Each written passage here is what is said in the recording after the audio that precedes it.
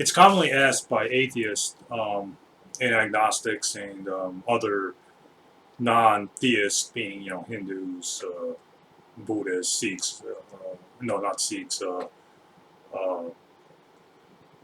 Zenist, whatever. That there's no point. What's the point of hell? In hell, the concept of disbelievers in God going to hell is nonsensical, and it's unjust. Well, before I get into that, let's go back, way back to the beginning of time, to the beginning of mankind. God tells us in the Quran chapter 2, verse 30 to 39, Quran chapter 7, verse 19 to 24, Quran chapter 15, verse 28 to 29, Quran chapter 32, verse 7 to 9, Quran chapter 38, verse 71 to 72, Quran chapter 55, verse 14, that God created Adam and Satan. And Adam and Satan were in heaven.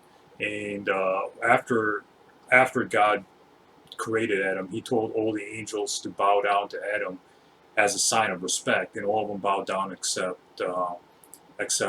Satan. Satan, of course, being a jinn or a demon, being from a different race, and just being around the angels.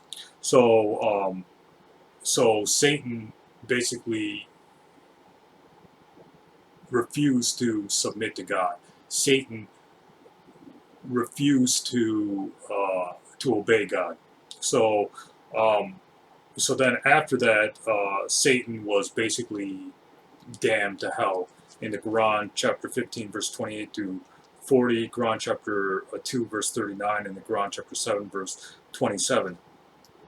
So basically, after Adam, the whole story of Adam seeking forgiveness from God is found in the Quran, chapter 30 to verse 39, where Adam asked for forgiveness um, after doing the sin that got him kicked out of heaven. So so Adam was basically put on earth as a test or a trial, not necessarily as a punishment, but as a test or a trial. And if he passes the test on earth, he gets to go back to heaven. So I think my theological theory, or my thoughts, are that the whole point of heaven and hell is that you're either with God in heaven, or you're in hell with Satan. So you're either in heaven for submitting to God, or you're in hell with Satan because Satan uh, refused to submit to God.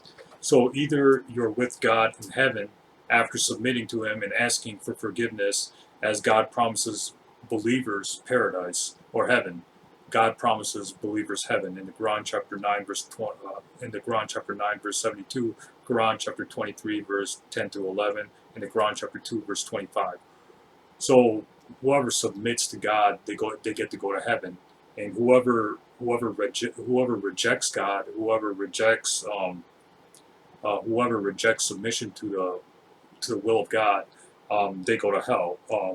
So you're either with God in heaven, or you're with Satan in hell. Satan is in hell for rejecting God. Uh, in the Quran chapter 15 verse 28 to 40, Quran chapter 2 verse 39, and Quran chapter 7 verse 27. So by rejecting God, you're tacitly accepting Satan, and we know that Satan is damned. Satan is damned to hell. Again, in the Quran chapter 15 verse 28 to 40, Quran chapter 2 verse 39, Quran chapter 7 verse 27. So the choice is yours. Either you submit to God and you end up in heaven in the afterlife, or you you accept Satan by refusing to submit to God, and you are damned into the fiery pits of hell. So the choice is yours. Choose wisely.